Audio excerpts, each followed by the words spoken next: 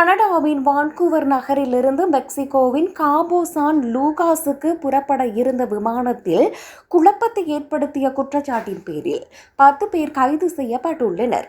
இந்த சம்பவம் கடந்த சனிக்கிழமை விமானம் புறப்படுவதற்கு முன்பு இடம்பெற்றதாக தெரிவிக்கப்பட்டுள்ளது.